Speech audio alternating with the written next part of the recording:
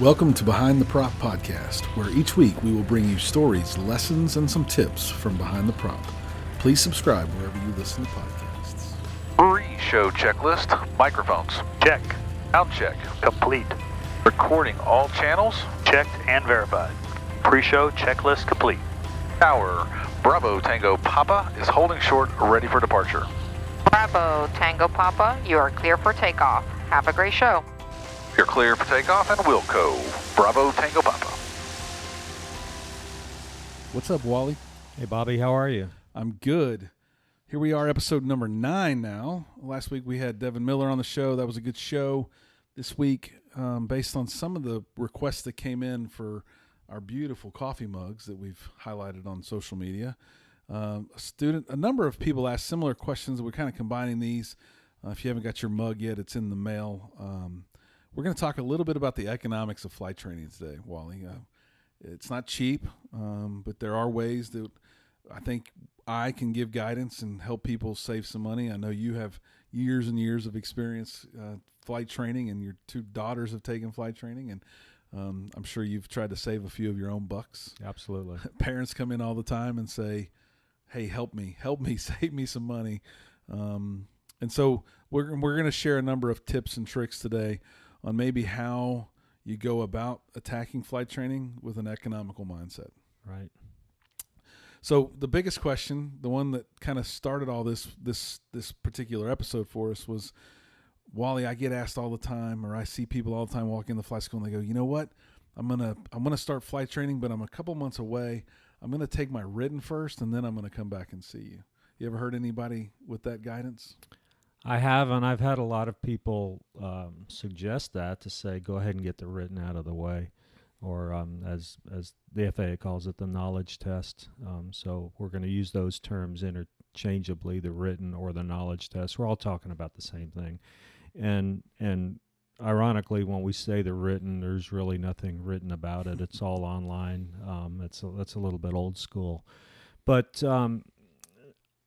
the FAA has gone to great lengths to make the written or the knowledge test more relevant in the scheme of flight training, and they're making strides. I don't think they're where they want to be with it, as far as it making a whole lot of sense. I know when back in the day when I was learning to fly and taking these knowledge tests,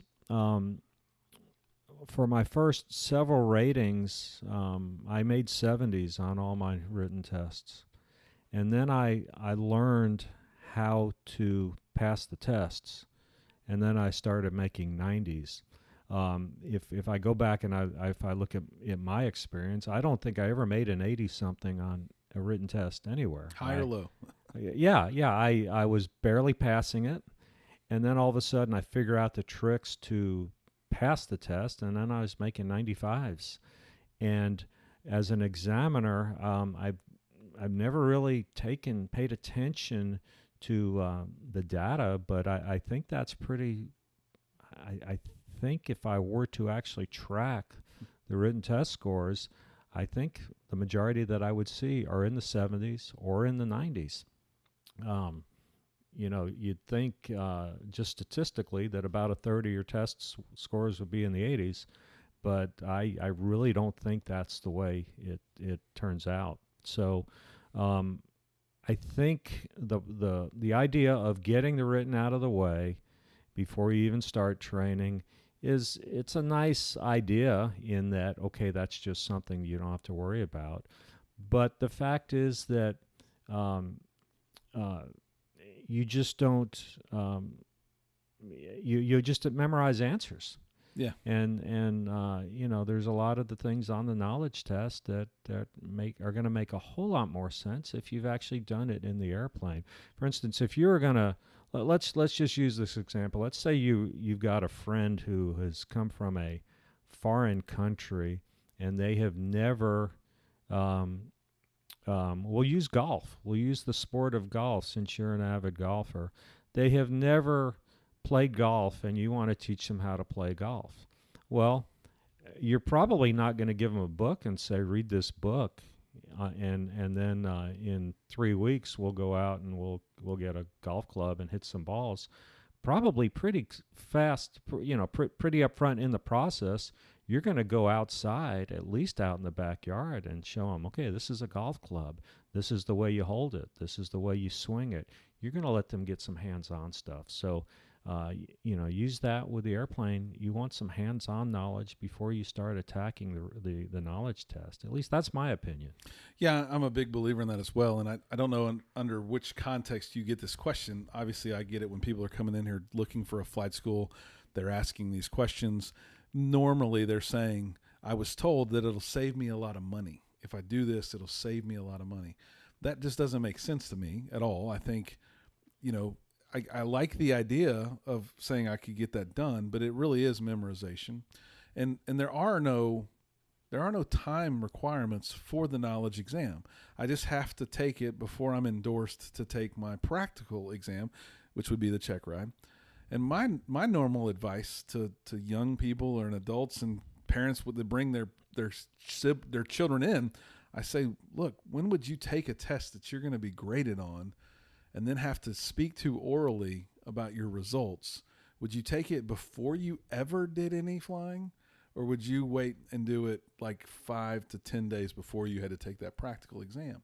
If there really is no timeline on it, why would I ever take it before I finished all this training? Right.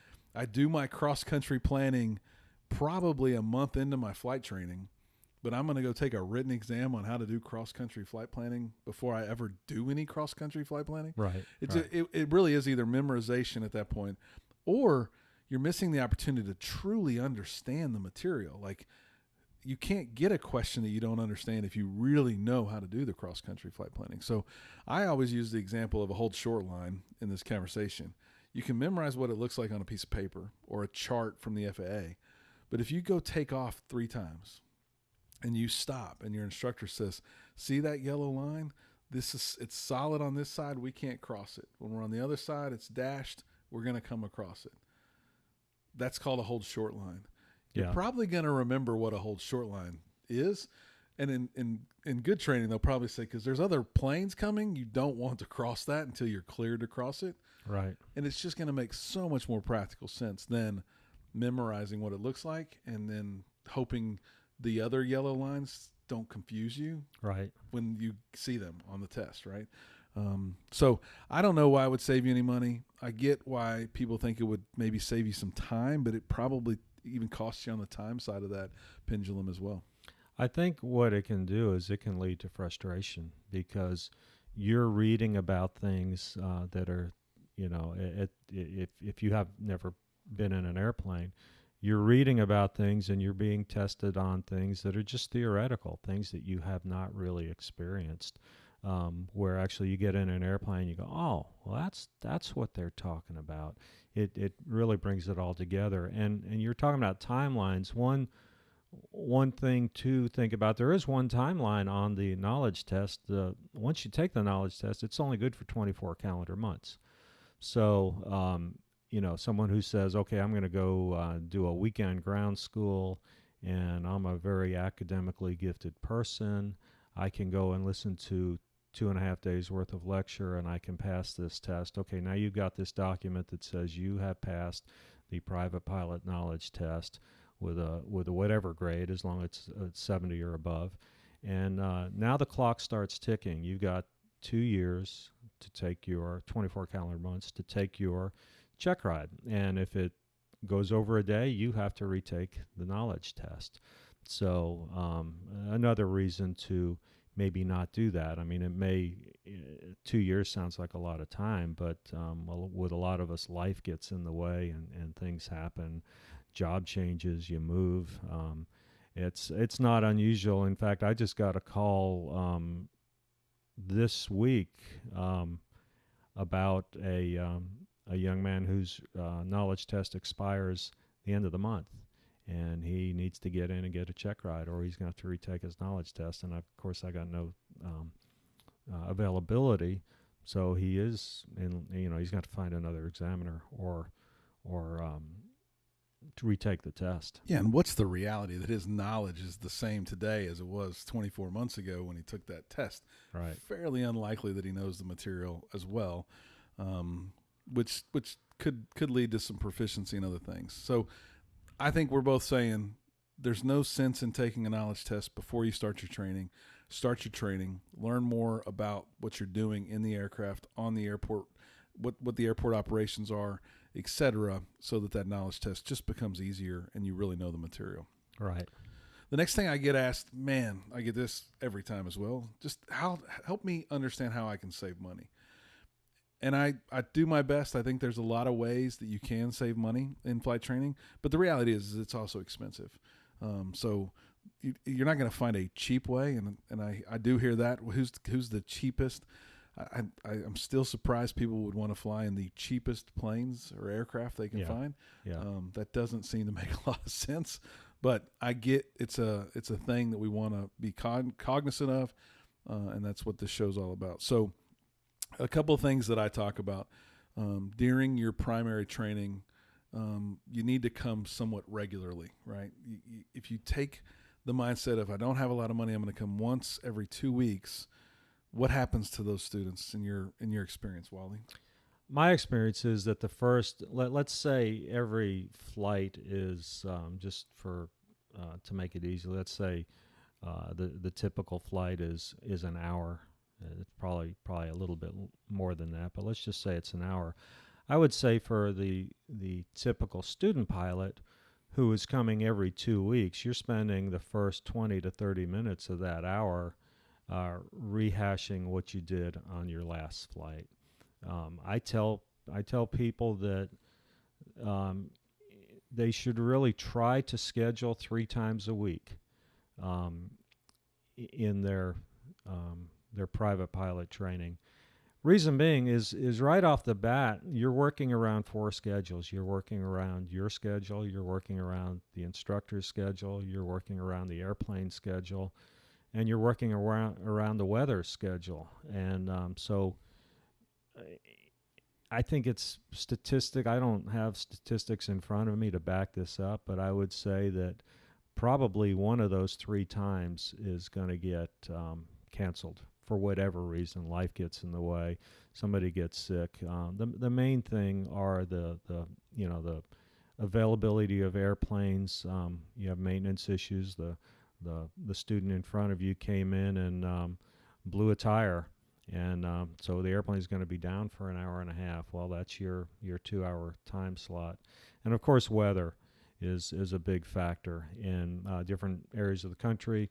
Have different challenges with the weather. I know here in Houston, January, February timeframe, if I go back and look at the number of check rides given, I mean, it's not unusual for me to do 18 check rides in a month, but I think last January I did 1, and I think last February I did 2. So those are the bad weather months for us. No doubt. So I agree with the 3 times a week. I also caution people to not come too much. There is this diminishing returns that happens. If you have 3 lessons during your primary training scheduled, you're doing a lot of stuff. Let's just equate that to 3 lessons at home. You're probably doing homework, studying, reading your books, getting prepared. Depending on what stage you're at, you might be doing some cross-country planning and weather checking. That's a lot of time dedicated to flight training when it's all brand new to you.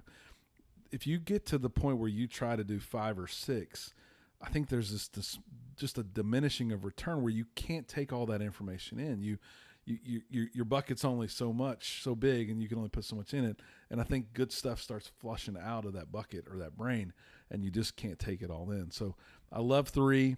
There's people that have asked to do 4, 5, and 6. I think some people can handle 4 and 5, but when you get to trying to fly 6 times a week, you just can't take all of it in. You're definitely going to lose something. I definitely agree with that. There are certain situations where the economics or just the logistics cause you to have to do some more. I know I got a seaplane rating up in Alaska probably about 4 or 5 years ago, and when I went up there, we would fly twice a day. We'd fly in the morning, go have lunch, and then we go fly in the afternoon. But again, I was traveling 4,000 or however many miles it is up to Alaska to get this done. So we were trying to maximize the logistics behind that. But to me, 3, maybe 4 lessons a week would be ideal. Again, scheduling, knowing that probably one of them is going to get canceled for whatever reason. And then, of course, once you're into the solo phase, you remove one of the elements of the scheduling equation. You're removing the instructor from it, so you can it does makes things a little bit easier.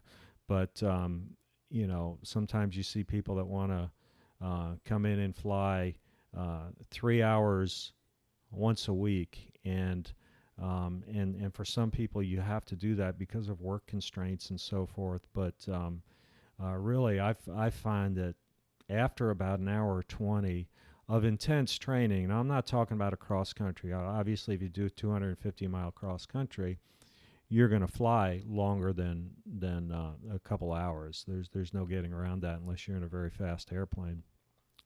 The other thing to think about is that we put time in a logbook. We don't put hours. We don't put miles in a logbook. So there's nothing wrong with a slow airplane. There's nothing wrong with going slow. Some of the flight schools around here will have, say Cherokee 140s.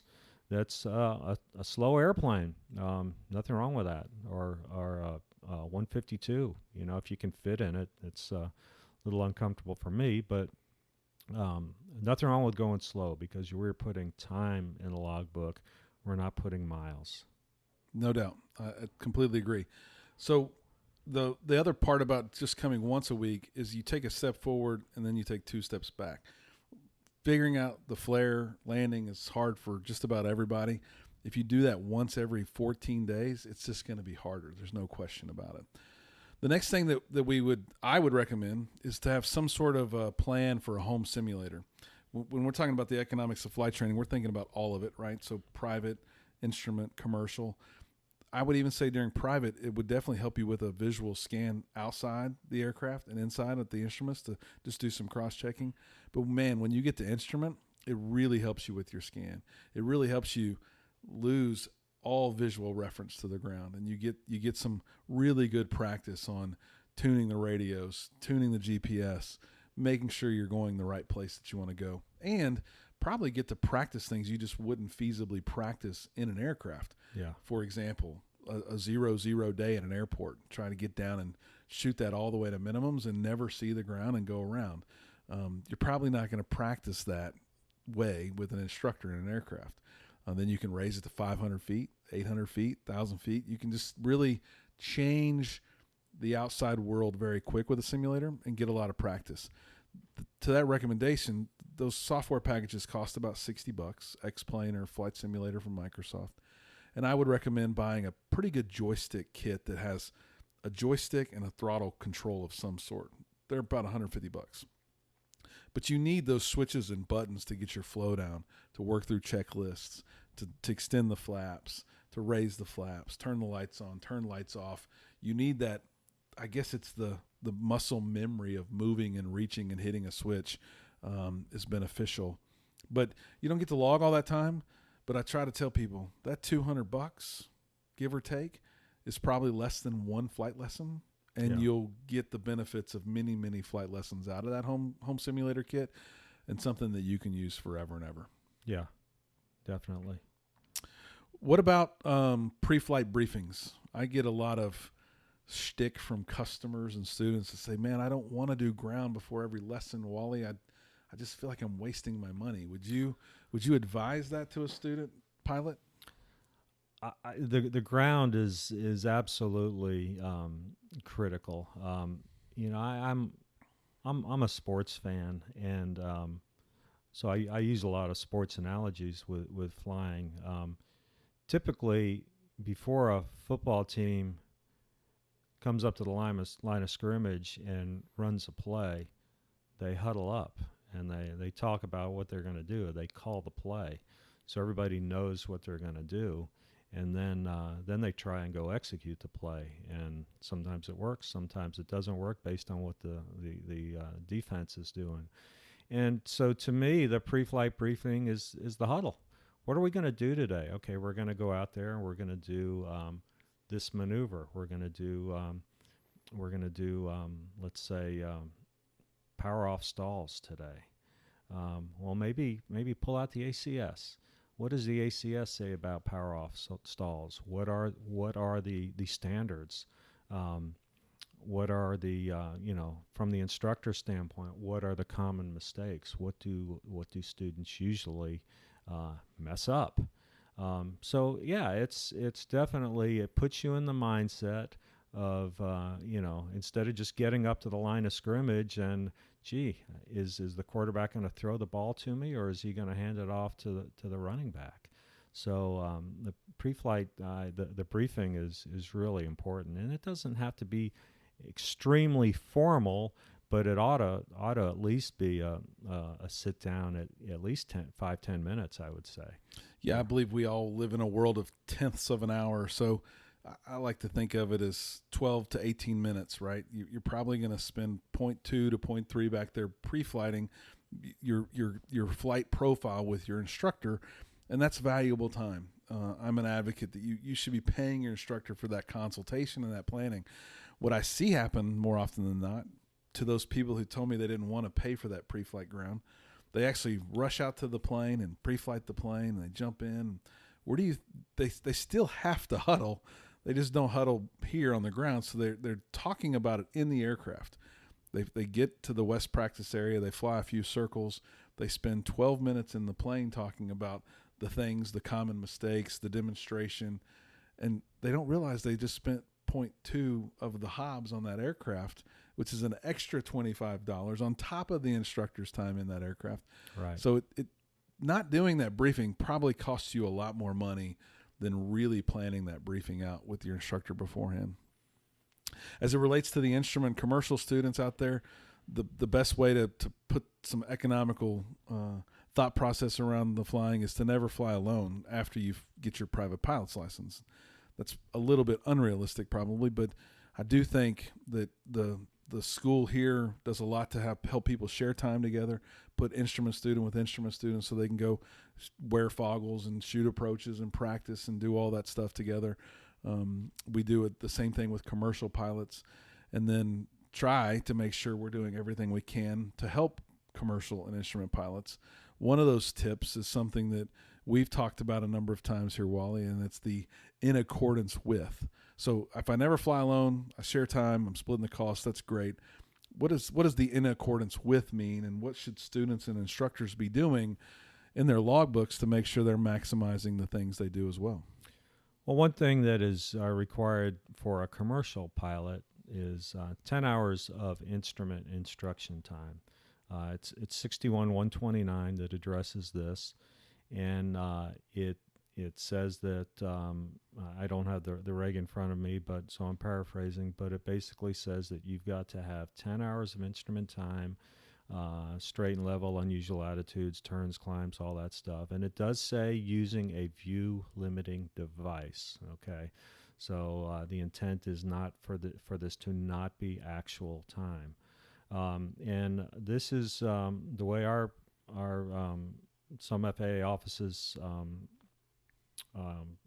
basically interpret this. I may be misspeaking by actually saying interpret, but anyway, it is separate from the instrument time. So at one point, if you had a commercial pilot applicant, they already had a instrument, a DPE may say, oh, well, this doesn't apply because you have the 10 hours. Well, it is separate. Now, that time can be logged concurrent. So in other words, if you are an instrument student and you think or even have a thought that you might pursue a commercial pilot certificate at some point in the future, when your instructor is logging your instrument time for your instrument rating, have them put an endorsement in there that says that this training has been conducted in accordance with, and we usually put IAW for that, in accordance with 61-129. And we can count that towards the commercial time. So it's not another 10 separate hours after the instrument rating, because most people, the usual sequence is private, instrument, and then commercial. So if we have that, we're good to go. If not, we have to either go out and get the 10 hours of time. A lot of times the instructor is around, and we can get a blanket endorsement that says that I certify that the flight instruction given between these dates is in accordance with 61-129, and I have accepted that before. Yeah, and if we're talking about economics, that's 10 hours of dual instruction that could go away. Doesn't mean you're going to fly less than that for the 250 requirements for a commercial, et cetera, but I don't have to pay for that dual time again, so that's going to be a big deal. Absolutely. The rest, if I refly that time with someone else to get to my PSC time, then I can be splitting the costs and save a lot of money as well. Right. So we've talked about a lot of things. The last couple of things that are important to me, to students, and everybody views this a little bit differently, but it is the structure of training, right? I think when I took my training, I didn't know any better, and I just kind of did it by the seat of my pants. No pun intended, but I kind of came in and said, let's start, and we did some straight and level for a while, and then I did some climbing and descending turning, and I said, what are we working on? At the end of every lesson, I'd be like, what are we doing next time? And they would tell me, and I would go home and I'd try to read a little bit about it, and we'd come back and talk. And normally when I came back, great instructor, but he had a lot of students. He'd say, what did we work on last time? And I'd say, we did climbing and descending turns. Okay, well, the natural next step for him would be blah, blah, blah, whatever that would be. Maybe we start working on stalls. Find a syllabus. There's a lot of generic syllabi out on the internet. A lot of big publications have syllabi that you can follow, and the requirements to get the private. The stages and steps that are proven if you're following one of those syllabi. At this flight school, we use an electronic syllabi that students follow for all their ratings so that they know what the next class is going to be, and they have that. Now, 141 is regulated and very structured, but we use something very, very similar to our 141 to guide the Part 61 process. It just makes sense to follow a plan. We're going to do a whole episode on Part 61 versus Part 41, thanks to Jeremy Hyde's request, and we'll get to that in a couple weeks. But thoughts on following a syllabi or some sort of structure, Wally? Yeah, I as I think I've alluded to in previous podcasts, I'm a musician, and I actually play in a band, and we one of my pet peeves, I actually used to teach the percussion section at a local high school. I used to talk to my students about practice and rehearsal. And what we did collectively as a group was a rehearsal. What they did at their own, at home or wherever before rehearsal is practice. So if you know what's going to be done in a rehearsal, it makes practice possible.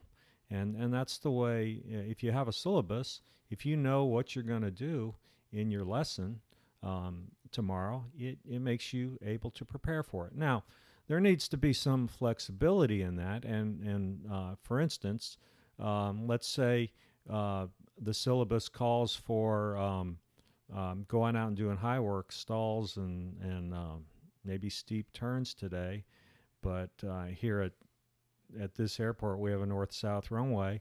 If you come out today and the wind is 090 at 12 knots, well, today's probably a really good day to stay in the pattern and do crosswind landings. So we may, we want to have a little flexibility with that. But you hear it all the time. You hear instructors say to their students, I hear it all the time in the flight schools, okay, well, next time we fly, we'll do this. And I'm thinking that instructor is not going to remember what they just told the student. And so then the student comes in and they're doing something totally different. So a syllabus is I think, very, very important. And then hopefully your school does do something to enable instructors to keep track of that syllabus so that if you do change instructors, which commonly is a problem in flight training, then the new instructor doesn't know what you did without some sort of record keeping Skimming your logbook's probably not good enough. They probably need some sort of record keeping. And then the last tip that we'll leave you with today for the economics of flight training really is to pick a flight school that has a simulator, full motion if possible, standard, something from a professional company, not just a desktop simulator, but something that you can get in, have at least 180 visual view of what you're flying into or with, and then the controls that are set up with a real yoke, throttle quadrants, those sorts of things. It benefits you both as a private. The regs say you can log up to 3 hours if it's an approved device from the FAA, 17 more in the instrument for a total of 20, and then a total of 50 for the commercial. And a lot of people, I think, get hung up, Wally, on this 3 for private. I would rather fly the sim if I wanted to work on things like emergency procedures and whatnot until I got my flows and checklist usage down. And I might choose to fly 6 or 7 hours in that simulator. I don't lose the other 3 or 4 hours if I'm working towards becoming a professional pilot. Once I start working on my instrument rating, those hours automatically count in my logbook. They're loggable. They're just not loggable, countable towards my private pilot rating. Right. Now they're loggable. They just don't count towards the requirement. So yeah, you definitely want to log it. I couldn't. I definitely agree with that. The other thing is, we talked about two of the elements that we have to schedule around are airplanes and weather. And for the most part, if the weather's bad, the simulator still flies. And if the airplane out there has a bad magneto, the simulator still flies. And we can simulate a bad absolutely, we absolutely can simulate an engine failure. We can simulate a lot of problems, but and they're just fake. Let me do another plug. If you want to learn about bad magnetos, go back and listen to our podcast on our ignition system. Yes, it was a good show. But anyway, the one complaint I get from students a lot is, oh, the simulator is so hard to fly, and it is. Most of them are harder to fly. I've gave a lot of instruction to my daughters in several simulators, and I had them use the autopilot a lot in the simulator, because I told them, I says, what we're trying to do in the simulator is not so much teach you how to fly, but more so really teach you procedures. Probably the most common avionics packages that we have around here are the Garmin 430s and the 530s, and almost all the simulators around here have that. So we can sit there and put the airplane on the autopilot and play around with the Garmin. Okay, make sure this is selected. Make sure you've actually activated the approach. You can't just select it. Which transition do we want to select? Well, let's play around with it. So I use the simulator as more to teach procedures, as not so much teaching how to fly the airplane. The other beauty is the pause button in a simulator. You don't have that in flight. And so if you're really learning a new technique like shooting an ILS for the first time, sure is a lot more fun to do it in a simulator, to learn those procedures, hit the pause button, talk about what you're trying to do, talk about how do you really want to set up the aircraft right before you get to your final approach fix, and do all that in a much slower pace before you get out there into an aircraft that can't stop moving forward. Yeah, definitely. And one thing, probably the biggest error I see on instrument check rides is over controlling. I had an instructor one time that used to constantly say, eyes moving fast, hands moving slow. And I use that all the time now. Eyes moving fast, hands moving slow. In other words, you're scanning, but you're not moving the controls a whole lot. And one thing I like to do in the simulator, you can do it in the airplane. It would just be very costly and it would take you a while. I like to have someone, put them 5 miles out on final at 2,000 feet and move them 1 dot left on the localizer and let them see the visual picture of what it looks like. Because a dot off on the localizer is just not that far off. But we see a dot off and we want to make a 20-degree correction, and that's just way too much. So then move them 2 dots off and say, okay, even 2 dots off on the localizer at 5 miles out Instead of the runway just being at 12 o'clock, maybe the runway's at 1 o'clock now. It's just not that far off. And once you learn what a dot off looks like, it will teach you that, okay, I don't need to correct a whole lot. Well, that's a great show, Wally. I think that's all we have for today. If you have other ideas on how we can help people with the economics of flight training, send us an email, Bobby@behindtheprop.com or Wally@behindtheprop.com, and maybe we'll do a part 2 to this that people can come back and listen to and save some money while they do their flight training. Until next week, stay behind the prop. Thanks. Bravo Tango Papa, we are clear of the active runway and would like the taxi to park. Bravo Tango Papa, taxi to park. Great show. Have a nice day. Taxi to park, thanks. You too, Bravo Tango Papa. Thanks for listening to Behind the Prop. Please follow us on social media @Behind the Prop or visit our website, www.behindtheprop.com. Until next week, fly safe, everyone.